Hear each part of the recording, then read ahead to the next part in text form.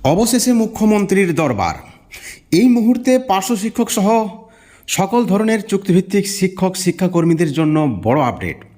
আপনারা সকলে জানেন চুক্তিভিত্তিকদের বিভিন্ন সেক্টরে রাজ্য সরকার বেতন বৃদ্ধি করেছেন। আপনারা সকলে জানেন কোনো ধরনের আন্দোলনের প্রয়োজন হয়নি, কোনো আন্দোলন, কোনো হুঁশিয়ারি, কোনো জমায়েতের প্রয়োজন হয়নি। বারবার তারা কিন্তু শিক্ষামন্ত্রীর কাছে যায়নি, বিভিন্ন দপ্তরে যায়নি যাদের বেতন বৃদ্ধি হয়েছে বা যাদের বেতন বৃদ্ধি করেছে রাজ্য সরকার। এমতো অবস্থায় সব থেকে বেশি আলোচিত এবং সব থেকে বেশি চুক্তিভিত্তিক যে দপ্তরে রয়েছে সেটা হচ্ছে পার্শ্ব শিক্ষক। পার্শ্ব শিক্ষকরা সংখ্যায় প্রায় 50,000-এর কাছাকাছি।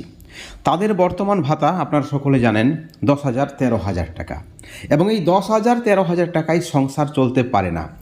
এদিকে মুখ্যমন্ত্রীর বার্তা যে বাঙালির খুশির উৎসব শুরু হয়ে গেছে, ঠিক অপরদিকে সরকারপন্থী পার্শ্ব শিক্ষক সংগঠনের নেতৃত্বরা বলছেন এই পুজো পার্শ্ব শিক্ষকদের জন্য নয়, এই পুজো পার্শ্ব শিক্ষকদের জন্য নয়, এটা কিন্তু সাধারণ পার্শ্ব শিক্ষকরাও বলছেন। কারণ কি, এই টাকায় কিভাবে পুজো কাটবে? অপরদিকে মুখ্যমন্ত্রী বলছেন যে শুরু হয়েছে বাঙালিদের খুশির উৎসব। এমতো অবস্থায় পার্শ্ব শিক্ষক সংগঠনের সরকারপন্থী যারা নেতৃত্ব রয়েছেন তারা কিন্তু একটা বড় সিদ্ধান্ত নিতে চলেছে, এবং এই সিদ্ধান্তটা পরবর্তী ক্ষেত্রে অত্যন্ত পজিটিভ হবে দাবি আদায়ের ক্ষেত্রে, যেমনটা মনে করছেন পার্শ্ব শিক্ষক সংগঠনের নেতৃত্বরা। বন্ধুরা, আপনারা সকলে জানেন পার্শ্ব শিক্ষক সংগঠনে যারা নেতৃত্ব রয়েছেন তারা কিন্তু সরাসরি বার্তা দিয়েছিলেন যে পুজোর আগেই হয়তো একটা বেতন বৃদ্ধি হবে পার্শ্ব শিক্ষকদের। সেই ন্যূনতম বেতন বৃদ্ধিটা তারা বলেছিলেন 21,000 থেকে 25,000 টাকা প্রাথমিকে এবং উচ্চ প্রাথমিকে। তারা বারবার চেষ্টা করেছেন, তারা শিক্ষামন্ত্রীর কথা মতো সেই বার্তা দিয়েছিলেন। অনেকেই আশাই ছিলেন, আপনারা দেখেছেন শুক্রবার পর্যন্ত অনেকেই আশা ছিলেন, অনেকে রাত্রি 9টা পর্যন্ত আশাবাদী ছিলেন হয়তো বেতন বৃদ্ধির ঘোষণা হবে। যেমনভাবে কন্যাশ্রী রূপশ্রী প্রকল্পের বেতন বৃদ্ধি করেছে রাজ্য সরকার, যেমনভাবে আইসিটি কর্মীদের বেতন বৃদ্ধি করেছে রাজ্য সরকার, যেমনভাবে বাংলা সহায়তা কেন্দ্রের কর্মীদের বেতন বৃদ্ধি করেছে রাজ্য সরকার, সকলেই আশাবাদী ছিলেন, কিন্তু ঘোষণা হয়নি। এরপর অনেকেই প্রশ্ন তুলেছেন যে শিক্ষামন্ত্রী যে আশ্বাস দিয়েছেন তার সাথে পজিটিভ আলোচনা হয়েছে। আপনারা দেখেছেন সরকারপন্থী পার্শ্ব শিক্ষক সংগঠনের নেতৃত্বরা সেলফি পোস্ট করেছেন শিক্ষামন্ত্রীর সঙ্গে, বিকাশ ভবন থেকে তাদের সেলফি পোস্ট করেছেন এবং বার্তা দিয়েছেন আলোচনা পজিটিভ এবং হবে, আশ্বাস দিয়েছেন হবে। কিন্তু অনেকেই এখন যে প্রশ্নটা করছে, শুধুমাত্র সরকার বিরোধীরা নয় বা সাধারণ পার্শ্ব শিক্ষকরা নয়, সরকারপন্থী পার্শ্ব শিক্ষক সংগঠনের নেতৃত্বদের পক্ষ থেকেই এই প্রস্তাবটা এসেছে, এই সন্দেহটা এসেছে যে শিক্ষামন্ত্রী কিছু করতে পারবে না, মুখ্যমন্ত্রী না বললে এ রাজ্যে কোনো কর্মীর বেতন বৃদ্ধি হবে না। কিন্তু সরকারপন্থী সংগঠনের নেতৃত্বরা জানাচ্ছেন মুখ্যমন্ত্রী পজিটিভ আশ্বাস দিয়েছেন সকল দপ্তরে, শুধু পার্শ্ব শিক্ষক নয়, এসএসকে এমএসকে শিক্ষাবন্ধু থেকে শুরু করে, স্পেশাল এডুকেটর থেকে শুরু করে, ভোকেশনাল টিচার থেকে শুরু করে যারাই চুক্তিভিত্তিক শিক্ষক শিক্ষাকর্মী বা কর্মী রয়েছেন, পৌরসভা মাদ্রাসা, সকলের জন্য নাকি একটা পজিটিভ ইঙ্গিত রয়েছে, ধাপে ধাপে সকলেরই বেতন বৃদ্ধি হবে। এখন ব্যাপারটা হচ্ছে যে দীর্ঘদিনের বঞ্চনা, এই হবে 10 বছর 15 বছর দীর্ঘদিনের বঞ্চনার ফলে এই যে মন্তব্য বা এই যে বার্তা বিশ্বাস করতে পারেনি বা পারছে না রাজ্যের 50,000-এর কাছাকাছি পার্শ্ব শিক্ষকরা।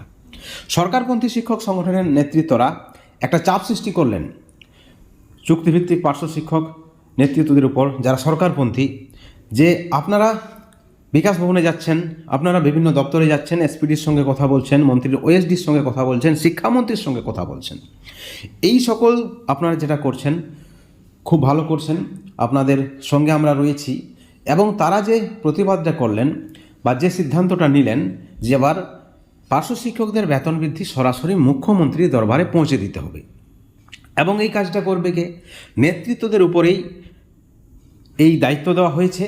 এবং সূত্র মারফত যে খবর রয়েছে যে পুজোর পরেই সরকারপন্থী শিক্ষক সংগঠনের সকল নেতৃত্বরা একজোট হয়ে মুখ্যমন্ত্রীর কাছে যাবেন, মুখ্যমন্ত্রীর দরবারে যাবেন, এবং তাদের যে যুক্তি থাকবে যে পার্শ্ব শিক্ষকরাও সরকারের বিভিন্ন জনকল্যাণমুখী যে প্রকল্প রয়েছে সেখানে কিন্তু সহায়তা করে, তারা কিন্তু কাজ করে, বই বিতরণ থেকে শুরু করে, ব্যাগ বিতরণ থেকে শুরু করে, পোশাক বিতরণ থেকে শুরু করে, দুয়ারে সরকারের বিভিন্ন কাজে সাইকেল বিতরণ থেকে শুরু করে, অর্থাৎ শিক্ষাশ্রী রূপশ্রী বা আরও কন্যাশ্রী যে সকল প্রকল্প রয়েছে রাজ্য সরকারের, সকল কাজেই কিন্তু কম বেশি পার্শ্ব শিক্ষকরা সহায়তা করে। এবং পার্শ্ব শিক্ষকরা যেহেতু স্থানীয়, তাদের দায়িত্বটাও বেশি থাকে, তাদের উপর অভিভাবকদের বিশ্বাসটাও বা আস্থাটাও বেশি থাকে।